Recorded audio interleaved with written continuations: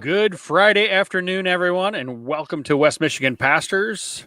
Want to welcome our guests today. We have Mr. Pastor Corey from Faith Westland in Midland. We have Pastor Jamie Evans from the Vine in Grant, and Mr. Pastor Eric from Newaygo United Methodist Church. Welcome, gentlemen, to the show, and we want to welcome everybody that's watching us online through the Facebook page, and want to welcome you and make sure that you understand we do welcome your comments, questions, concerns, and such. So go ahead and post comments on the video feed there, and we will incorporate those into our discussion if they're appropriate, and definitely ask questions. Today's topic, we're going to be talking about the pandemic and how it has shined the spotlight on the good, bad, and the ugly of social support systems. So kind of an interesting topic today. Obviously continuing on with the pandemic theme. But obviously that's what's affecting everybody's lives today. So that's kind of where the concerns come from. So we've got a good group of pastors here to discuss these topics. So a little backstory on the discussion and what we're talking about. In the news and stuff goes on about since his wife died a year ago, Daniel Evans has lived in what he calls a shadow of perpetual grief that is compounded by the unfamiliar territory of single parenthood of two bereaved children, and a heavy burden of medical debt incurred during his dead wife's terminal illness. Daniel wrote recently about the struggle to find affordable health care. On one occasion, Rachel had been airlifted between two hospitals that were in their insurance network, but the $70,000 helicopter trip was not covered. Eventually, insurance paid $8,000, but Daniel still didn't know whether he would be on the hook for the balance of the $62,000 left. Yeah. Another bill for more than $200,000 was reduced to about $20,000 after an insurance company review. Daniel's experience led him to appreciate individuals who helped him navigate the reams of paperwork and phone calls, while at the same time he felt betrayed by the system, in which he says healthcare providers valiantly strive to save lives, while understaffed, overloaded hospitals are run as profit-making businesses instead of essential components of social safety net. Health insurance companies, by inserting themselves between providers and patients, have fractured the billing landscape and obscured costs. No one should risk bankruptcy for a trip to the ER, Daniel said. A year ago, the Federal Reserve reported that 4 in 10 Americans didn't have $400 savings for emergency expenses. A percentage we have every reason to believe has skyrocketed due to the current high level of unemployment. The global pandemic has raised concerns about how basic human rights, such as the right to affordable health care, safe food, clean air and water, shelter, work, and adequate compensation for one's labors, can be protected. Many migrant farm workers who have been classified as essential workers depend on food banks, which have struggled to keep up with increased demands on their resources since the COVID-19 outbreak, said Ellen Burnett, director of Cultivate Abundance in Fort Myers, Florida. And yet, the people that pick our food don't have enough food to eat themselves, she said.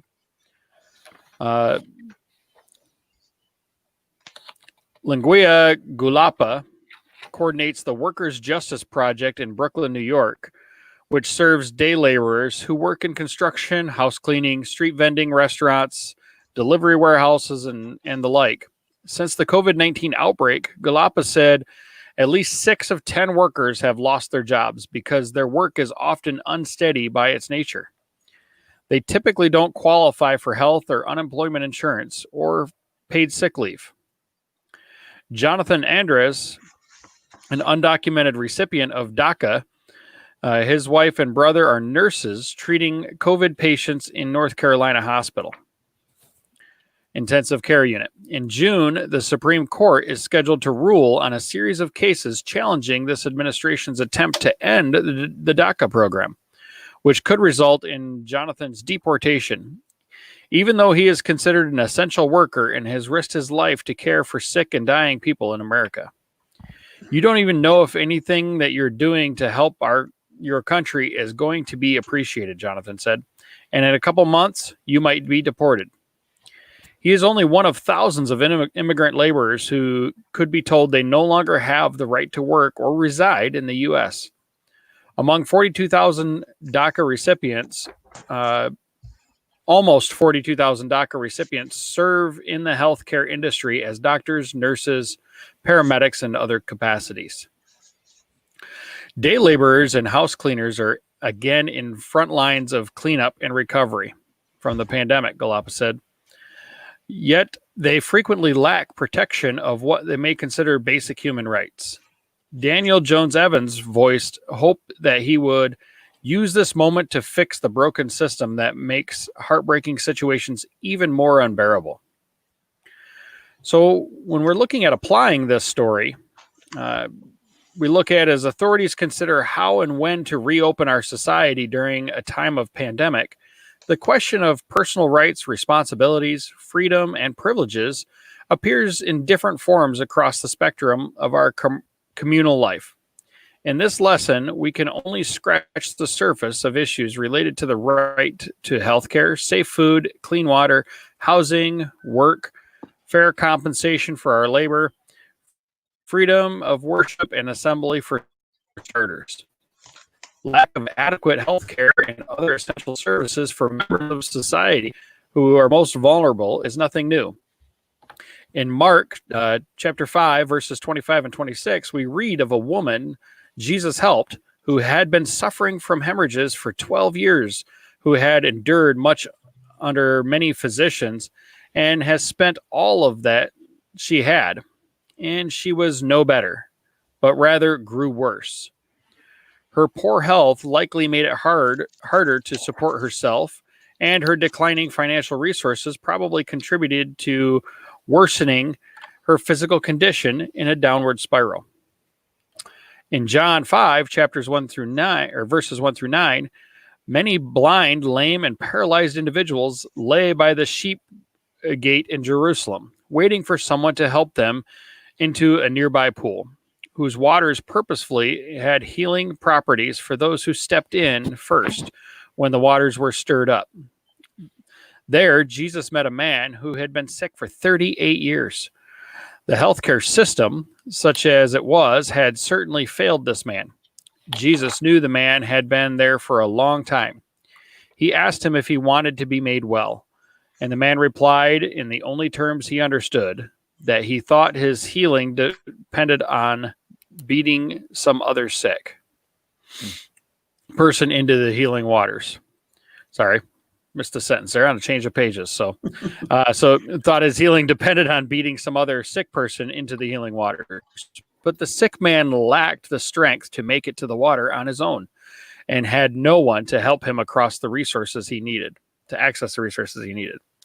Jesus responded by sidestepping the system that wasn't working for the sick man by healing him immediately with a word, without the man ever coming close to the edge of the pool. How often we develop tunnel vision rather than thinking creatively when we have a problem. Jesus shows a better way. As we think about what systems are failing people today and how human needs might be addressed more effectively, Scripture invites us to think outside the pool and consider new ways of thinking and acting toward the most vulnerable people in our world.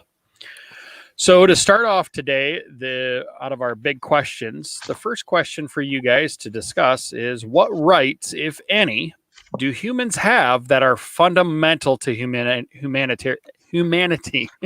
I can't talk today. If there are such rights, from whence do they come? And how do you know humans have such rights?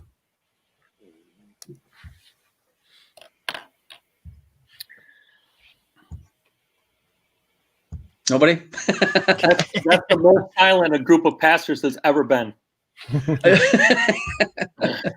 We usually are for that first question. I don't know what it is. We all No one wants to jump in and be that Nobody guy. wants to jump in to be the first one to jump at it. I read this question and earlier when I was thinking about what we were doing today, and I was thinking, what rights do we fundamentally have as humans? We live in America. We have a constitution. We are told that we have certain inalienable rights. We call them God-given rights. But what really are our fundamental rights that we have as human beings? And so that's a big question for me. I'm still trying to think about that. Is it a right to be loved? Is it a right to be cared for? Is it a right for health and happiness? Are those rights? We'll talk more about that, but I'm a little, I don't know, maybe I'm misunderstanding what we're trying to say, but yeah. Does that make sense? I don't know, exactly where to start with that. I say I did the same thing. I'm sitting there trying to think about all the rights that we have, but like you said, a lot of the rights that we think about today is basically the rights that are given to us from what we vote upon in our government and what we, so we have our Bill of Rights. We have, a whole list of other laws and rights that we follow. So it's kind of I was trying to think about what rights are we given? And I was trying to run through some stuff in the Bible from my head of rights that God gives us, and nothing was really jumping out at me.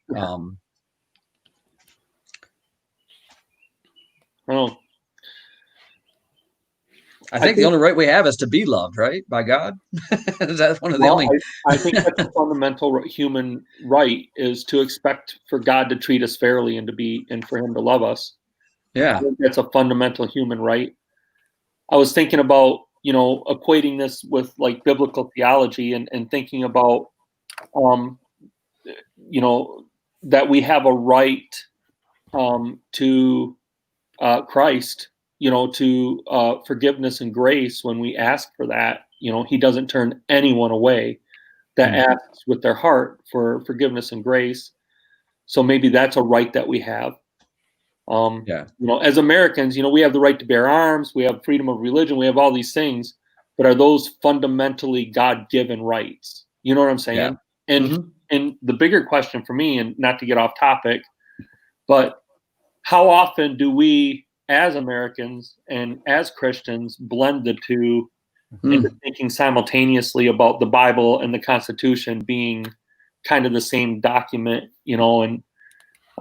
and that's a good topic for discussion too. I don't know if we want to get onto that today. But what are our fundamental? Because I think when we separate the two and we understand biblically what our rights are and understand as an American what our rights are, I think it helps us to see things in a little bit different light, and it helps us not to be agitated or angry about some things that are going on in our world, and it helps us to understand more fundamentally the bigger picture of this is God's world, we're all part of God's world kind of a thing, and not be insulated as Americans and, put up the walls and fight and that kind of a thing. But, from the constitutional side of things and looking at it, I look at in the Constitution, you have the right to life, liberty, and the pursuit of happiness. To me, I see those as like my God-given rights. Mm-hmm. And then the rest of the rights in the Constitution, I think if you look back and stuff, I believe all of the rest of the constitutional rights, mirror back to those three: life, liberty, and pursuit of happiness. Those to me are the big three. That's what I look at as my baseline, as the fundamental rights, and then everything else I think are all supportive. Yeah. I have this conversation. We, of course, as pastors, I'm sure we have a lot of people who come to us and talk to us about different various things. But as far as in going back with like the Constitution, and if you understand history, if you understand American history, the founders of our country and the writers of the Constitution were basing a lot of the Constitution off of biblical beliefs and biblical thoughts. So yeah, they kind of do go together, but yet, like I said, so I that's probably why we tend to, as Christians, tend to try to blend those two together a little bit. Yeah, because a lot of that Constitution, like I said, came from the laws of God through the Bible. it's a slippery slope too to talk about politics in the church as well. You know, like a lot you get around. They'll want to throw the politics into it, and it gets a little gushy and messy at that point. Yeah, no doubt. Yeah. I hear you. Yeah. That's why I'm hesitant to. I don't want to be confrontational, or I don't want to fight. I don't care about fighting anymore. I just want to love people. You know, I'm done fighting. I'm tired of arguing with people. But you know, these are just questions I have and things I'm thinking about as far as fundamental rights. And Rob, I see what you're saying. I think, you know, the life, liberties, pursuit of happiness. You know, you have a right as a human being to live, to life. And, you know, if that is a fundamental God-given right, we have a right to live, you know, then, you know, where do we go from there? Do we have the right to live how we want to live? Do we have the right to live in, you know, the pursuit of happiness? I've often told people, I think one of the, I don't want to get crucified for saying this, but I've often said, you know, I wish they wouldn't have put the pursuit of happiness in there. I wish it was more like the pursuit of holiness. People, pursuit of God's will. From my perspective, because what makes people happy, happiness tends to devolve into a very selfish endeavor. And what makes you happy is something that could be very damaging to me. So, you know, I wish that wasn't in there. I'm not sure that's a God-given right, the pursuit to be happy. The pursuit to be content, yes, probably is a God-given right. To be content, to live, to be healthy. You know, as it pertains to our story, you know, bringing this into the healthcare industry, you know, at what point do we stand up and say, hey, you have a right to healthcare, to, you know, everyone has equal access to the same amount of healthcare? Is that a God-given right? I think that's where we're kind of getting to here. Yeah. No, my question with that comes into, okay, if you say that you have a right to healthcare, the question then is, you know, what about the person providing the healthcare? What are their rights as far as to be paid a fair wage for, you know, for their experience and their knowledge and that type of thing? And who's going to start to dictate that, and where does that, you know, where do the funds for those services come from, and who's going to dictate what that's worth? I think fundamentally, I hear what you're saying, and I don't disagree with you at all. But also, you know, I think a bigger question than that is, if you're intelligent and have the ability and the capability to make more money and to live a better life, is that fundamentally right? Do you know what I'm saying? So, you know, if you have the intelligence to become a doctor, is it just expected that you're going to make more money and have an easier road and an easier life than somebody that isn't as intelligent? And is that how we see humanity? Is it just, you know, how intelligent you are, your ability to make money, your ability to do those things, your value as a human being? Is that all it is? Is, you know, your ability to think and to reason and to make money? And to, you know, because it feels like in our society that's kind of where we're at, you know. And you made the comment. I'm purposely trying to bring up an other side kind of point of view. I'm not really trying to play devil's advocate, but I'm trying to think outside. And, you know, you keep talking about basically the intelligence being rewarded is kind of what you're talking about, right? The concept of, if you're more intelligent, then you're going to have better rewards for it, and you're going to have a better, easier life. However, what I've thought when you made that comment, I'm thinking we're all given different gifts and talents, right? Yeah. And so, and pretty much as I can see it, all gifts and talents are needed by everybody, and they're all of equal value. So it's not really so much intelligence; it's that individual had a gift of wisdom in that field, in that area.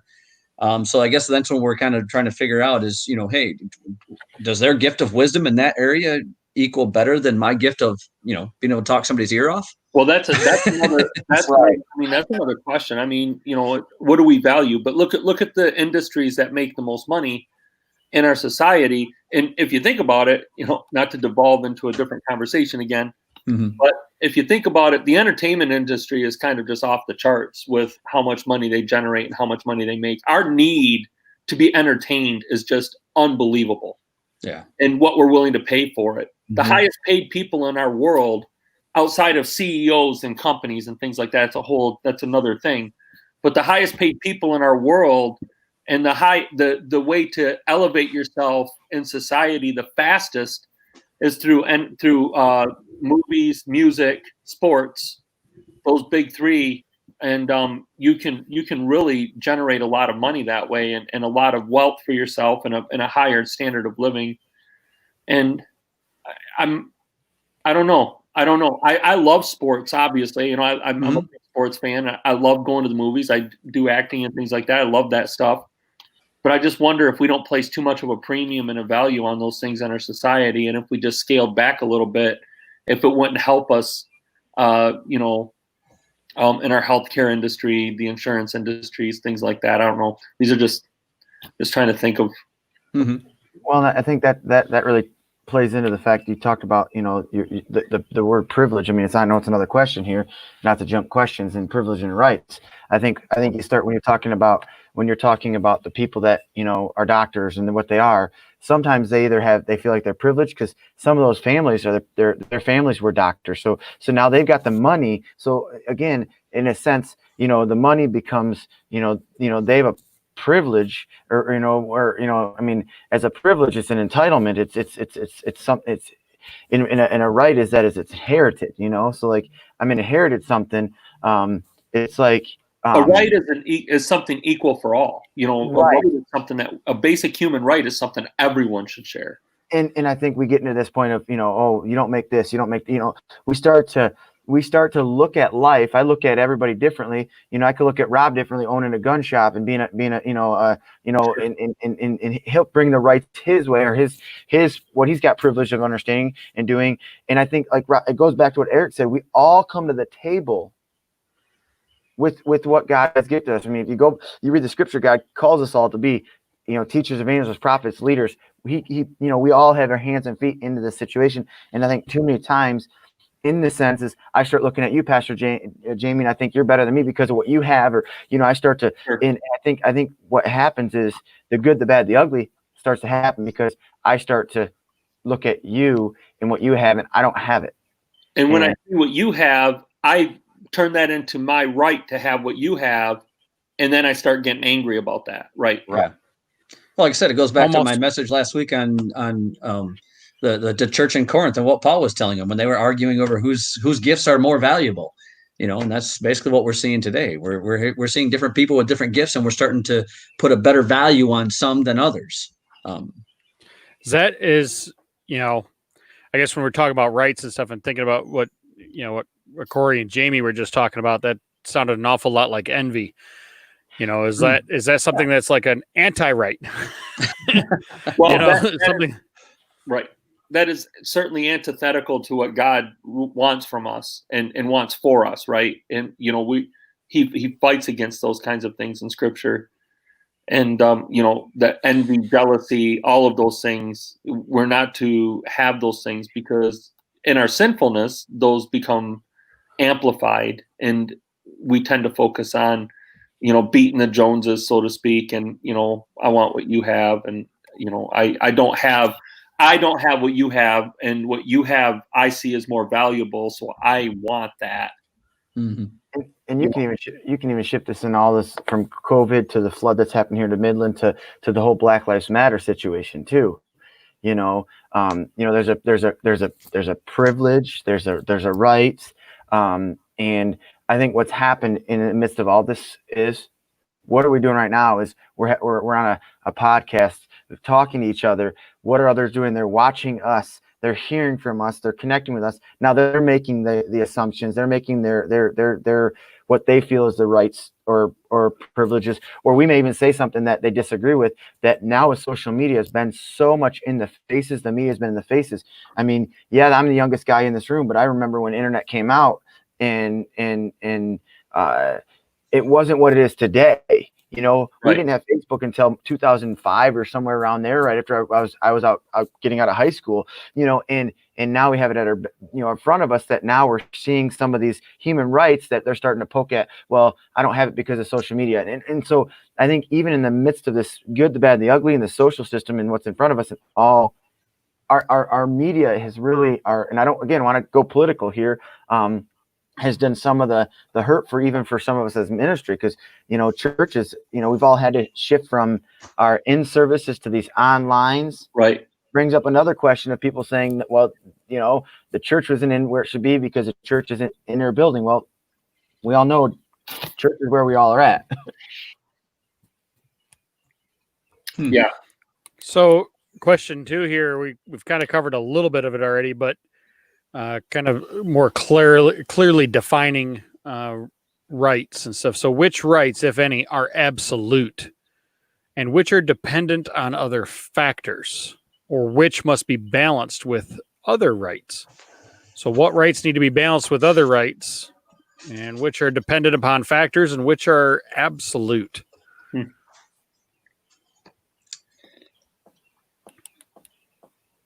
I'll open discussion. I believe the right to life is an absolute.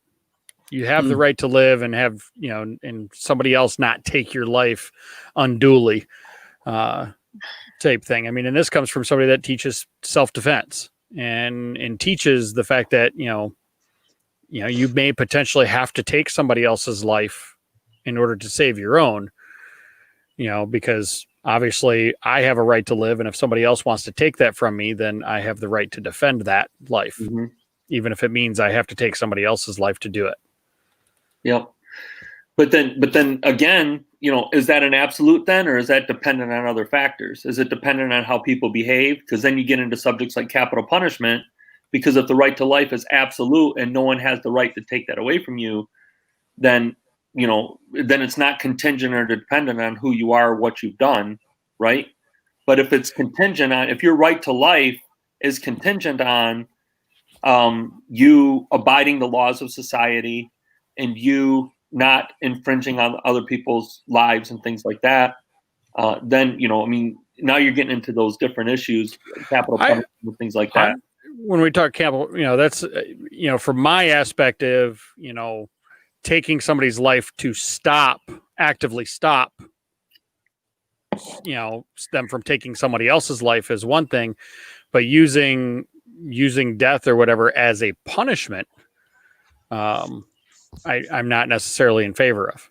Okay. You know, personally. So it's to me, it's a, you know, not that we caught them and after the fact and, you know, now we're using it, like you said, corporal punishment type thing. I'm referring to that as taking somebody's life to stop them Preserve actively taking somebody else's life as You're a preservation in thing. the situation, you're in it, you're stopping. Yep. And I see what you're saying, and I tend to agree with you sometimes, but I'm back and forth on this whole issue. Well, you know, what Rob is talking about is more in the lines of self-defense versus the lines of punishment. That's basically where he's, like I said, that's kind of what I'm getting from what he's saying, is that's where he's totally get it. But if you make the blanket statement that life is an absolute right with no contingencies or no dependent factors, right? Then, you know, I mean, you have to, you know, like Rob did, and Rob, thanks for sharing that. A lot of Christian people I know don't share that opinion. They believe in capital punishment. They believe in, you know, so, you know, at least that's a consistent view that you would have there. But that's good. So right to life is absolute, you see. How about the right to be heard, about the right to be listened to, or the right to voice an opinion? Do you think that's right? I think we all should be able to have some sort of opinion, and we should have some sort of understanding. But the problem, we live in a society right now that, in my mind, when I have an opinion or an idea, it is not always heard. but I think it's also the way that it's also articulated or even brought out in front. Like, when it comes to an opinion, you want to make sure that people are heard in the opinion doesn't turn into being something that turns into a defensive mode, in my opinion. Mm-hmm.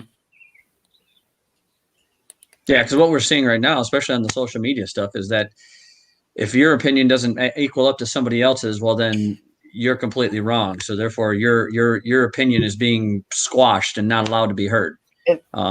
People are starting. They then start becoming louder. It becomes that whole velocity equals volume theory, where as long as I start talking and chirping louder than this individual, then we'll drown them out, and their voice won't be heard now. And that's where, as leaders and as people, we've got to have healthy conversations over, what the rights are. And it starts with us as pastors and leaders to step in, because I know that I'm not going to agree with what you say, Pastor Eric, or what Pastor Jamie says, or even what Rob says, and certain times, but it's how our opinions matter.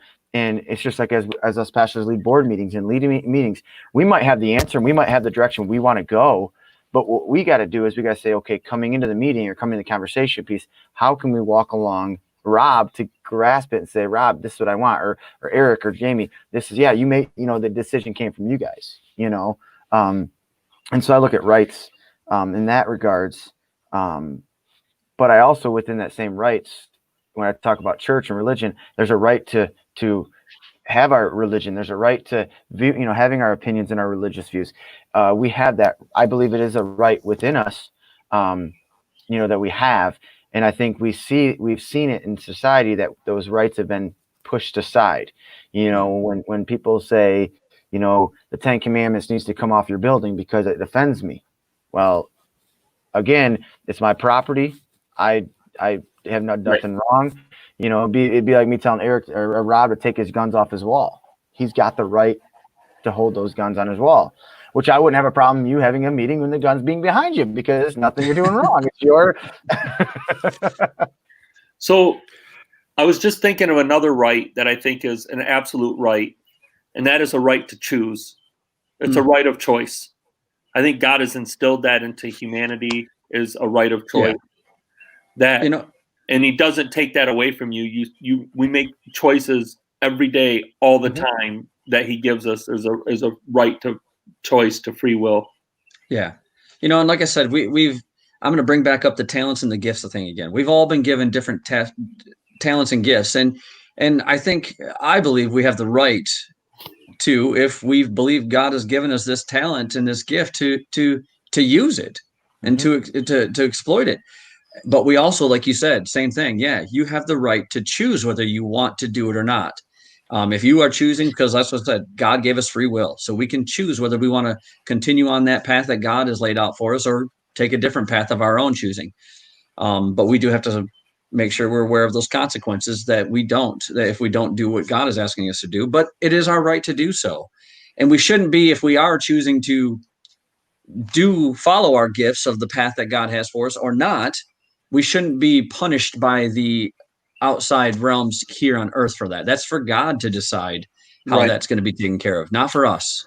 And, on the discussion of talking about, rights of opinions, even, I wholeheartedly believe that everybody has a right to their opinion, and I believe they have the right to express that opinion. However, it is dependent upon other factors, of the fact that you cannot force your opinion upon others. Like Corey was saying, I have the right to be offended by somebody's post or flag or banner or whatever. I have the right to be offended by it. I have the right to express the fact that I'm offended by it, but I don't have the right to force that person to change their opinion. To change their opinion, or to change, something they're done. Like, Corey mentioned, taking the 10 Commandments down or something like that. It's like, if I have the 10 Commandments up on the front of my building and somebody comes in and says that offends me, great. Okay. Thank you for letting me know, and I appreciate your opinion, but it doesn't offend me, and therefore I'm going to keep it up because it's my property. It's my right. It's my, you have the right to tell me that, but you don't have the right to force me to change. And I think that one right we do not have is the right to be offended. I just don't think that's just something that we are. that we do. It's something that we live in this society, but I'm not sure that's our right. I don't think that's a God-given right to be offended by things. I think that it's a very human thing to do. And, that idea of offense, you offend me, so change. No, maybe you should change if you're offended so much, I mean, let's be more open. Let's have more dialogue. And, but that's my right to share my opinion and to, they kind of speak to each other too. The right to have an opinion and the right to have choice and free will. They kind of, because you have choice, opinion can't be an unquestioned absolute right, because you have choice. So what, question number 3 on here and stuff. What is the difference between rights and privileges? Like I said, rights you have. Well, Corey already blew that out of the water.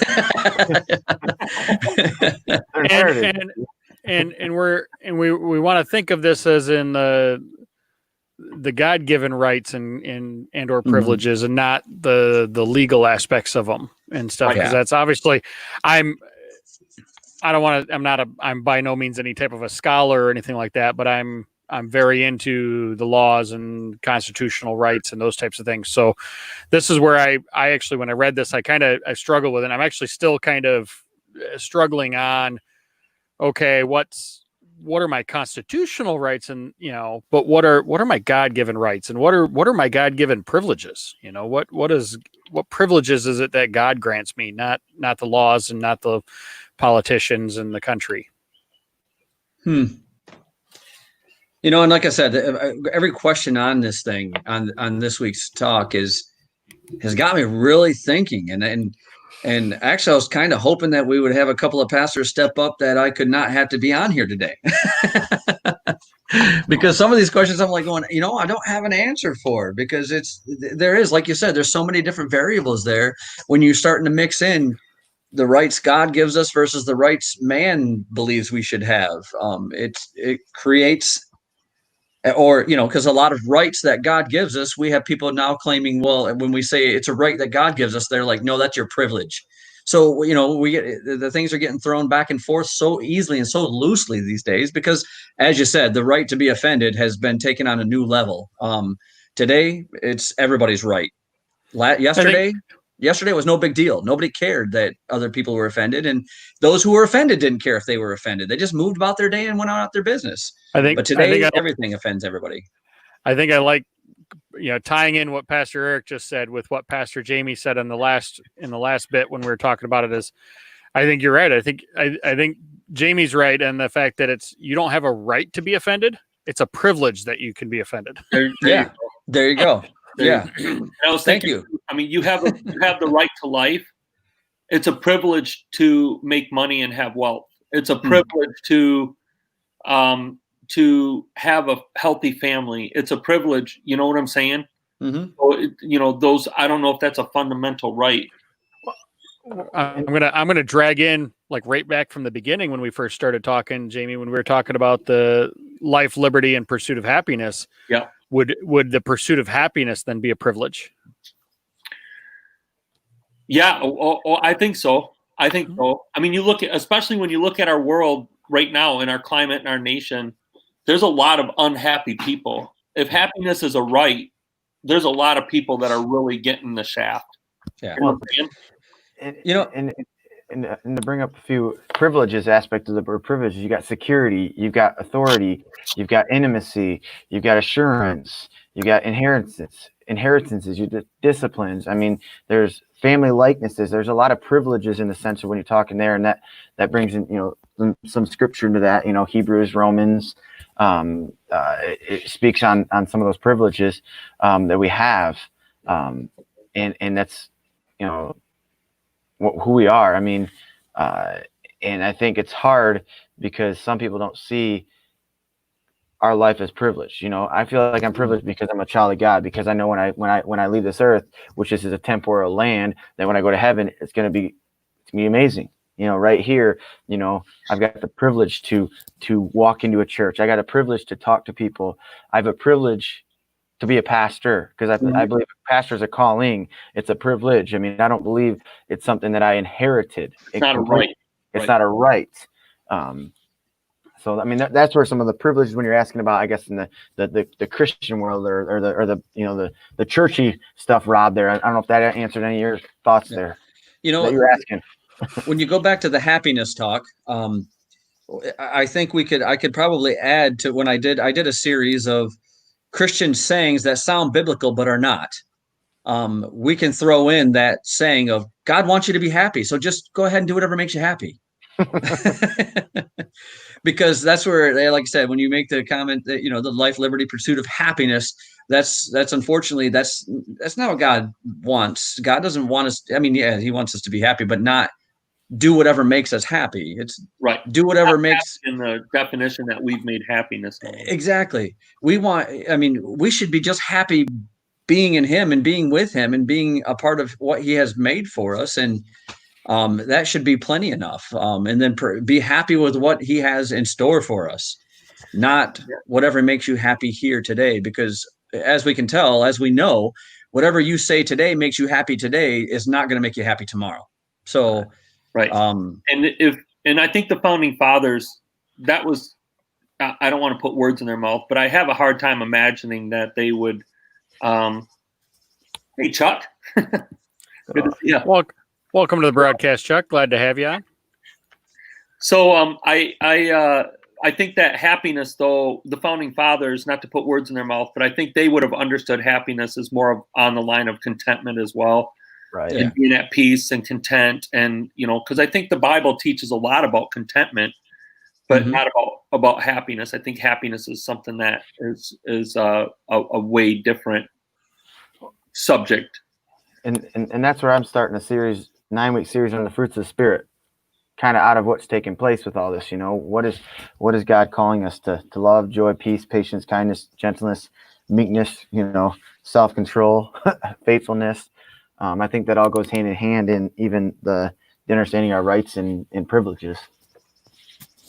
So what is the relationship between rights and privileges, or rights and responsibilities? Yeah, rights and privileges.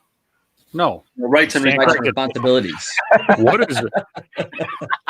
If I learn how to read, Rob, we gotta get you a prescription here, man. Help me, Jesus. It's on the big screen too. So, anyways, what is I was reading two different questions at the same time, and I was going back and forth between them. Anyways, what's the relationship between rights and responsibilities? Would you call them rights or freedoms? You know, rights. You have rights or freedoms, or protect us from the law. And would responsibilities be a duty, or things that we should do? Is that how? I mean, that's. That would be my interpretation of responsibilities. It would be like duties. What is expected of you?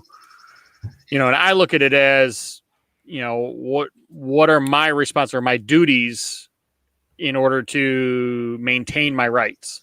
Is kind of how I would look at it.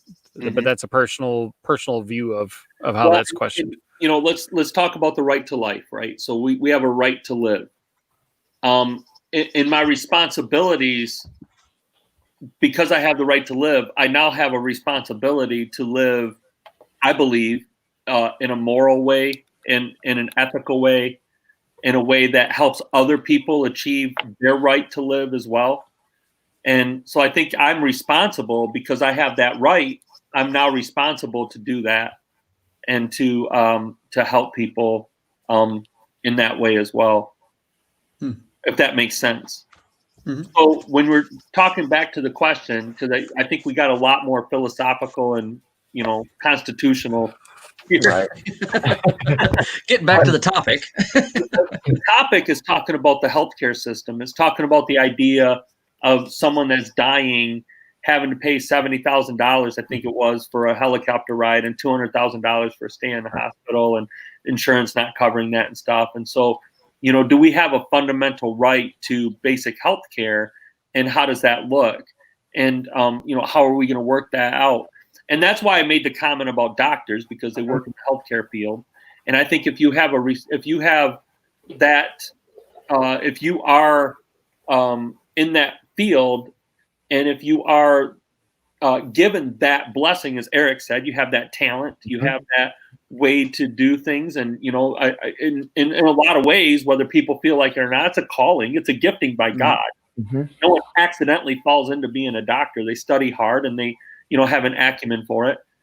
I think if you're in that, you have a responsibility now to help people. And I think a lot of doctors feel that way, but it does feel like my wife works for a healthcare network. I know Eric's wife, Amy, works too for healthcare in the healthcare field.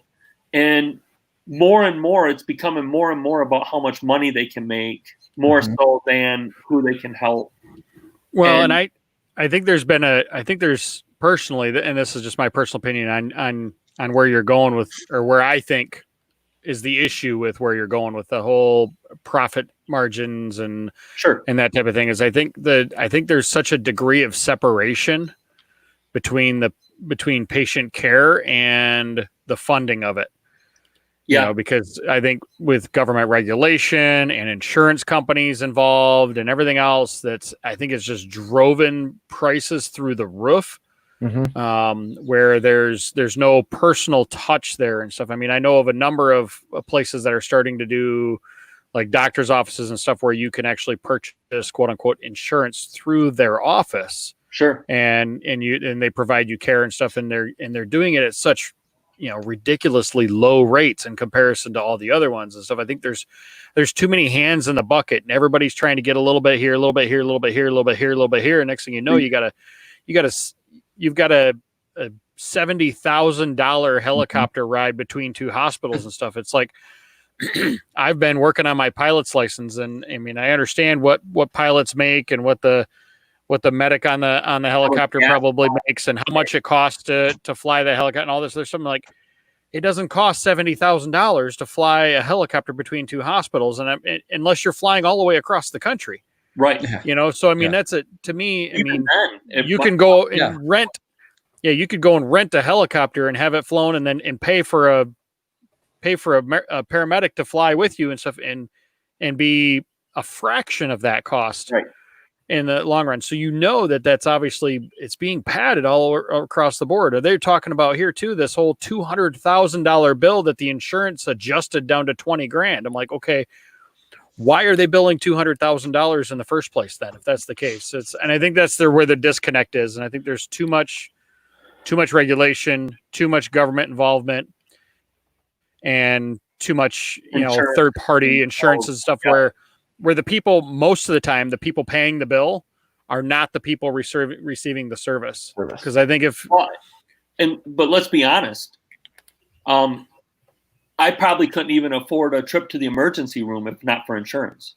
I mean, the price of the care is so high now that even someone who's making a modicum, middle class means of money or whatever, it's hard for me to justify, my kid falls and breaks his arms, his arm, excuse me, hopefully not his arms. That would be tragic. Even worse. But he falls and breaks his arm. I go to the emergency room. That's $4,000, or whatever it is. I mean, I don't have that money out of pocket. I need insurance.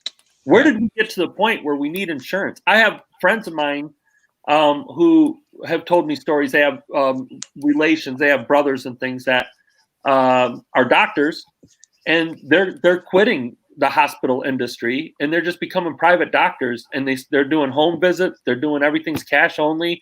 Pay me $100 when I show up, and I'll diagnose you. And they're thriving in that community. There's hundreds of people that are signing up for that person with that education to be their doctor. And he's not hurting that much. He's still making a pretty good living. And, it just seems like there's just so much, like Rob was saying, there's just so much red tape, and there's so much bureaucracy, and there's so much, everyone's got their hand in the kitty, and something needs to happen to scale it down and scale it back a little bit. The answer is just to get rid of everything and just give everyone free healthcare. I'm not sure that's the answer, but because someone still has to pay for that within the system that's going on now. But at some point, we have to scale back the system a little bit. And I think if you gave everybody free healthcare, I think the cost of healthcare would go even It would more skyrocket. astronomically through the roof than it already is. we'd And be I think your billion in debt as a country. your point on the topic, I think, is almost rated. Obviously, it's right in line with what I was just saying too. Is that I wholeheartedly believe that you need insurance because you can't afford the medical bills because insurance exists, or because Right. insurance in the way it exists in the form it's in now. Yep. You know, the form of the current insurance industry is what causes you to need insurance. Insurance. You know, so there, and I almost Yeah. think that that's obviously, I honestly believe that that's the whole system trying to It's trying to justify their own existence. Yeah. Because if they You know, force the price up to where you can't possibly afford it unless you have it, you know, it's no that whole. insurance people are watching. They're canceling my insurance, and we Well, love the you thing guys. is, even with insurance, even with insurance, the story said that most people don't have $400 in their bank account just to cover any emergency offenses. I'm sitting there thinking, I don't have enough. I know, with our whole family having insurance on my wife and my two boys, we don't have enough in our account to cover the what do you call them? The first, I just had it in my head. Now it's gone. Deductible? The deductible. Thank you. Yeah, we don't have enough money in our account to cover a deductible. If anything severe happened, that one of us would, or all of us, ended up in the hospital for some reason. We don't have enough money in our account to cover the deductible for even the before the insurance kicks in. So it's it's more than 400. So, And I know it's on that lines. The question I'm curious on is those people that live in, different areas, some in cities wise, that don't have doctors, that don't have insurance, so they don't have a primary doctor they go to. How many of those have actually used the ER, the urgent care, or the ER aspect? And so in twofold, I feel like our system also loves the fact that those that don't also have insurance, when they go to the ER, because you go to the ER, they have to look at you. They cannot deny you. So now that person's got to figure out how they're going to pay that, themselves. But I'm just curious on the industry, how the in a sense that the healthcare system, because you hear a lot of these hospitals having their doctors and nurses going on furlough or whatever because they're not even seeing the patients, because also what's taking place with this pandemic as well. So what's the what is the number? I don't know. I've not done that research to know what that is. Yeah. So the last question here, since we got just a few minutes left, so we should have enough time to discuss the last one. Maybe it's a big one. What aspects of responsibilities belong to individuals? Which ones belong to group, family, community, nation, or the human race in general? Where does the church fit into that picture? That's the wrong question to ask three pastors. Hey, I'm a firm believer that we wouldn't have any of these problems if Christians would tithe, because the church could just fund everything, So, that's a whole nother ball game there. But are you talking if Christians tithe, or if Christians tithe what we come to understand as the 10%? Christians would just give as the Lord is prompting them to give. Yeah. And I think that we could take care of like almost every problem that we have in society. But with all that said, you think of all the hospitals, all the healthcare systems, they're all Christian networks. They're all started through Christians, almost every single one of them. So, the church does take on a large portion of that responsibility when it comes to healthcare, when it comes to helping people, and when it comes to elevating, again, going back to our basic human rights, elevating people in their lives who haven't, that aren't on the same, I hate even saying that, the same level, but, that haven't had the same privileges that we've had in our lives. So, the church is about that. It's about bringing people and giving everyone that same opportunity for those rights to life. And You know, a lot of the responsibilities, it's almost like a stepping ladder, in my opinion, I think, because it does but ultimately belong with the individual themselves. I mean, we should take the necessary proper steps to make sure we're living a healthier lifestyle so we won't need the healthcare as much or in, you know, most of the time. So, but of course, we live in America where bigger is better. So we need more food, more this, more that, and everything's got to be abundant. And then we tend to start matching the size ourselves. So it puts us into where we start putting the pressure onto groups and families and even the government to take care of us. Well, and I think that lies to where, you know, when you say the church, I think the church also, it's us pastors, it's us leaders, you know. Yeah. If and when the responsibility comes in as us leaders, if we're leading well, if we're speaking well, if we're, you know, even in the midst of the responsibilities as pastors, again, we might differ as leaders in different sects of the denominations, where we're at, but we still can all come to agreements. And I think that it comes down to, if we can lead well from the pulpit without, you know, bringing in some of the negativity of the world, and you reading news things like this where it talks about the money for the one and how, you know the one gets better off than there because they had better money, or they got we need to bridge that gap, you know, because I hate to say it, most of us pastors aren't in a high paying range of money, and we don't do it for the money. You know, we do it because we want to bring forth the goods, the greats, and we want people to understand who Jesus is, because at the end of the day, our job is to seek and save those that are lost. Amen. And if we're not seeking and saving those that are lost, then a lot of these responsibilities, what are they for? You know? Do you guys think, as pastors, do you think that if the government cut back the social services, or some of them and stuff, the, you know, welfare and those types of things, if they cut back a fair amount of that stuff and, you know, reduce people's taxes, because, you know, that's obviously a massive expense, and that's where, you know, a lot of the tax money goes to is into social services and stuff. Do you think philanthropists would and Christians would step up to the ball and help out with people there? Because I know I've heard that argument from a number of you know, conservative people. I mean, I listen to a fair amount of podcasts and stuff, and a number of them are conservative podcasts, and and a lot of them believe that, you know, obviously minimizing government, cutting back all of these programs and all of this government fat, because obviously the government doesn't spend money as efficiently as people spend money when they you know, are intentionally trying to do something or help people, and they believe that philanthropists and Christians and stuff would step up and help out their neighbors and help out their communities more but right now everybody's got the mentality and is like, well, that's what the government's for. The government's to help out those people, so they're not as enticed to give and to help. Well, I think part of that has to deal with the fact that the government holds so much control. They've got all this control, and they don't want to release the control sometimes.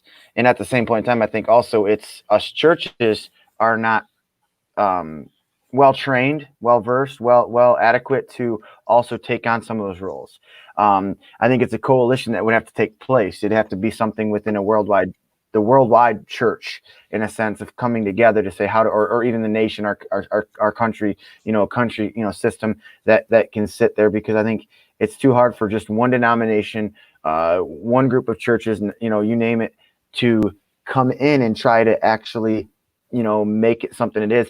I think it all comes down to education. I mean, in real terms, it's educating the people, it's educating the government. But again, I don't think we can do any of that stuff until our government allows us to be the church that God calls us to be and doesn't hold us down. Because I fear it's a whole new ball of worms later that our churches are going to face, because we're not going to be able to do some of these things you're talking about, Rob, that would be nice for us to be able to do, in my opinion. Yeah. Welcome, Nicole. Glad you could join us today. Today is definitely a good discussion. So I think and that's the church's responsibility. And I would hope so, Rob. I would hope the church, the philanthropists would step up. There's only one way to find out, and that's to try it. Yeah, but I don't know if we're going to be going that route. Individually, let's not take the responsibility off the individual either. I'm No. 46. I'm technically obese, morbidly obese. I'm well over 100 pounds overweight, according to what they say. And I'm on a fast track. If I don't lose weight and take care of myself, don't want a pity party, of course, but I'm probably going to be diabetic someday. I'm going to have health issues. We've been given these bodies by God to not abuse them. And if we use these properly and take care of ourselves as God has instructed us to do, we'd probably eliminate half the need for health care in our country. You probably wouldn't get sick. Your immune system wouldn't shut down if you ate properly and exercised and did all those things. I know this in my head, especially as a pastor, especially as a Christian. I want to practice these things. I haven't really practiced these things a whole lot of my life. I want to get better at that, and that's on me. So individually, I have a responsibility to God, to the church, to be part of the solution with the healthcare system as well by taking care of myself. Yeah. One of the things that has been brought up, I've listened to a lot of these podcasts as well. And one of the things that was brought up is that, the 1% of the wealthy Americans need to cover the healthcare costs for their country. But with the current state, like Jamie said, because we are not taking care of ourselves to begin with, the current state of our healthcare system, even the 1% with all the money that they have would only cover us for about 3 years. And that's it. Mm-hmm. After that, we would be out of money.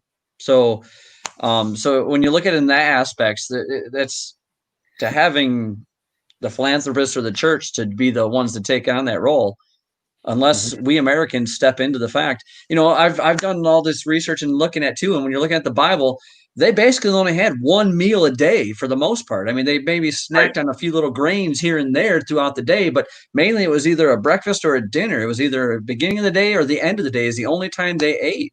Man, I mean, like a hobbit. I got like 6 or 7 meals a day. Exactly. That's where we've trained ourselves. That's why I started thinking that when I'm reading this one day, I was thinking about my weight because I've had changed my eating habits to where now I'm basically eating just basically one big meal a day, and that's it. And it's helping, but I started thinking about that concept. Here, I've conditioned myself to eat 3, 4, 5, 6 meals a day when really all I need is that one.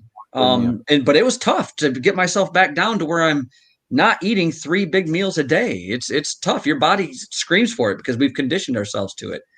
But yeah, like I said, we have to take on that responsibility to make those choices and to turn our country back to the health. So we won't need those healthcare costs. But well, gentlemen, it is the end of our hour, and I want to thank everybody that has joined us today on the show, and look forward to everybody coming back again on next Friday at 1:00. We do these broadcasts every Friday at 1:00. Any pastors that happen to catch our broadcast and are watching, get a hold of us. We would love to have you guys on as guests and join in the discussions. If you've watched all of our other shows, you'll see it's always a good discussion, good time talking about Jesus and God and in the Bible and getting the message and getting the good word out there. So don't hesitate to join us. If you watched all of our shows, don't worry. They're not all like some of them.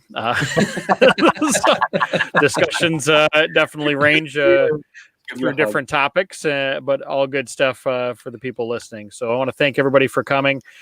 I am going to have Pastor Eric close us out in prayer. I don't think I've picked on him in quite a while, so we're going to have him close us out for prayer. I thought I was staying quiet enough to not be picked always. But all right, let us pray. Lord, our people are hurting, and we don't know how to help.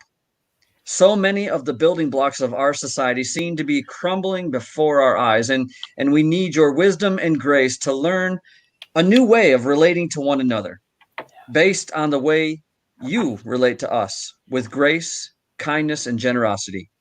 Teach us the loveliness of using our freedom to serve others rather than to serve only ourselves. In the name of the one who came not to be served, but to serve, and to give his life as a ransom for so many. Amen. Amen. Amen. Thank you guys very much. You guys have a great weekend, and we'll see you all next week.